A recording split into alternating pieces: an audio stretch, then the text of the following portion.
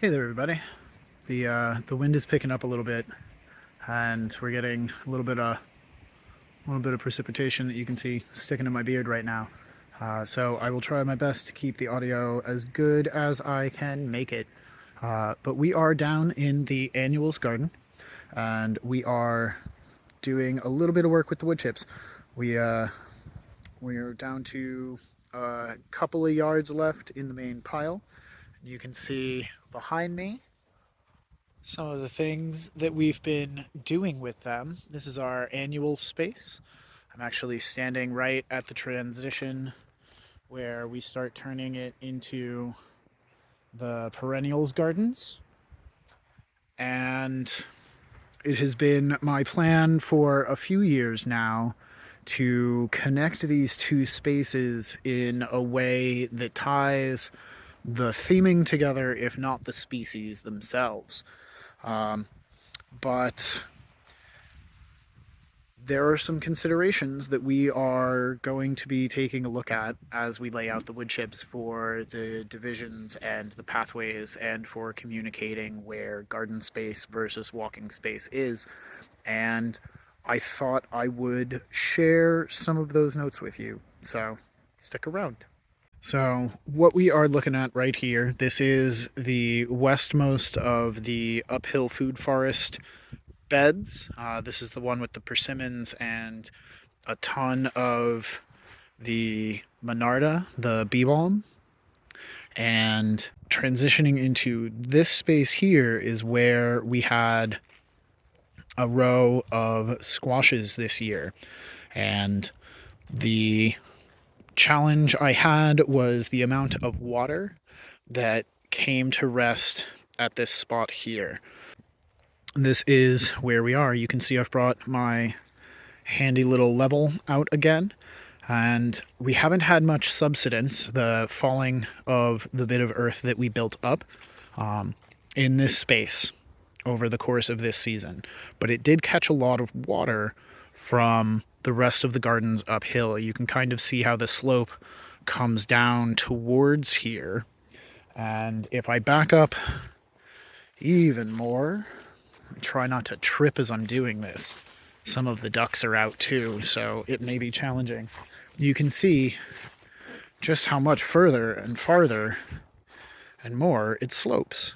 So we're dealing with a good bit of surface water coming down this way. And the shape of the land is such that there's kind of a bowl here, and there's kind of a bowl here, and in here it drops away considerably. But since my project is building another water slowing structure out of wood chips and raised earth and biochar and compost and mulches, what I need to be thinking about is how it will impact the way that water flows against the uphill side of this and how water leaves the downhill side of this. If you notice over in here, you can see that this bed comes down and out. And likewise, this part over here comes down and around.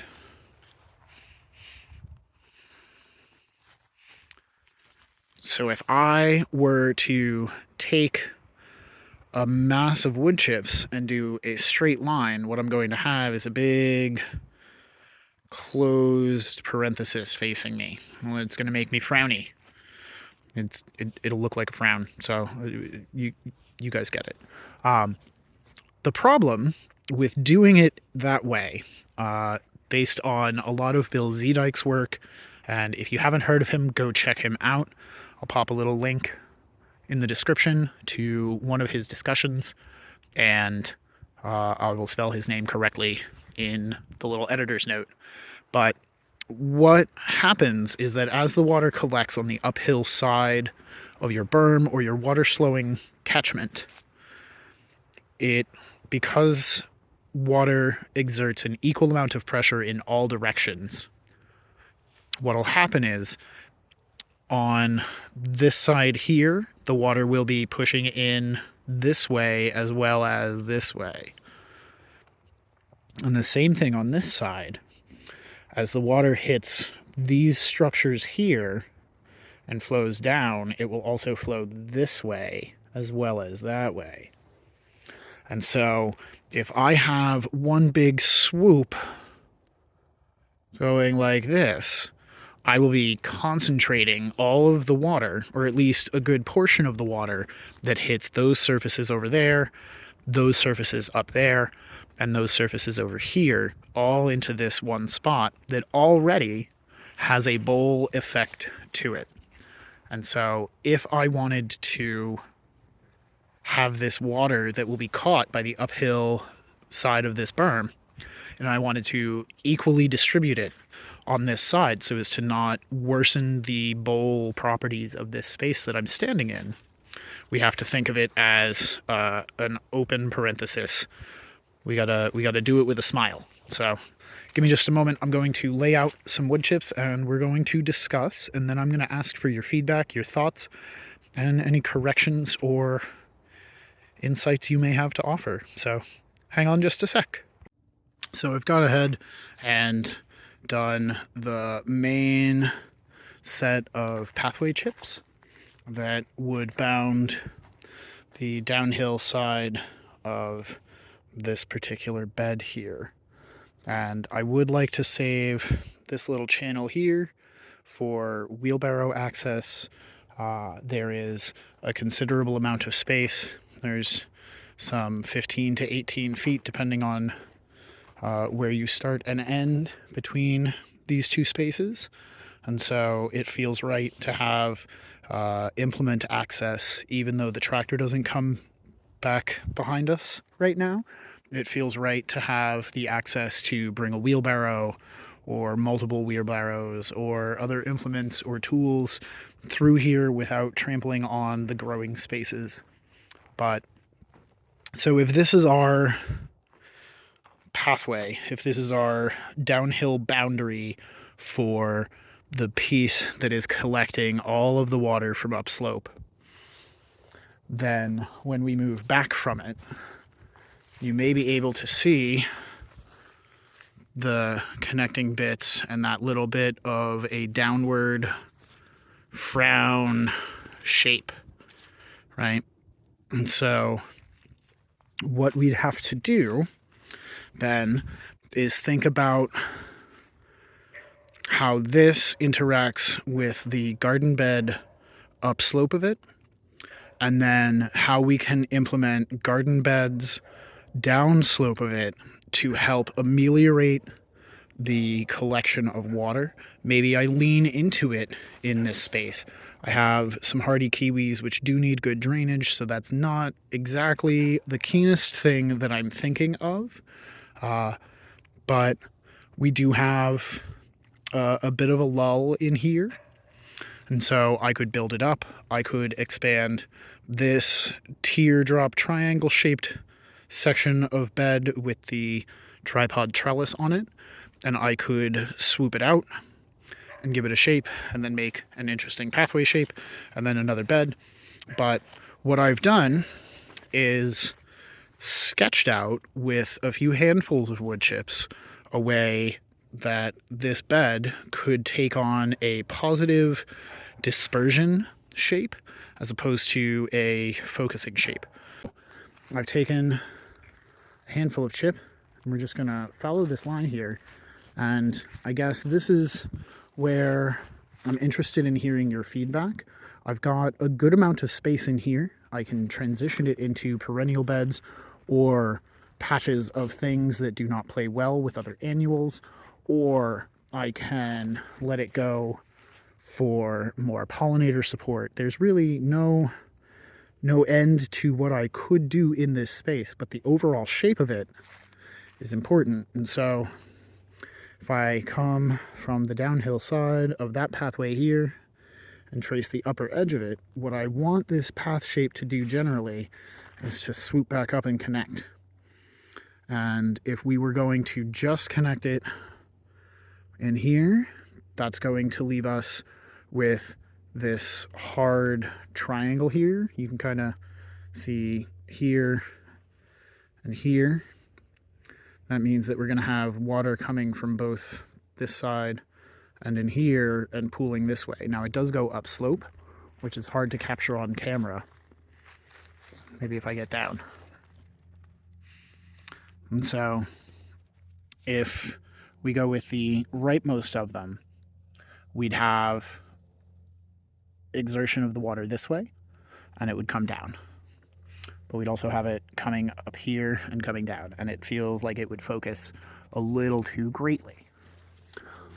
Likewise, if we took this second one and swooped it along the downhill side of this bed here, we're going to have that same shape.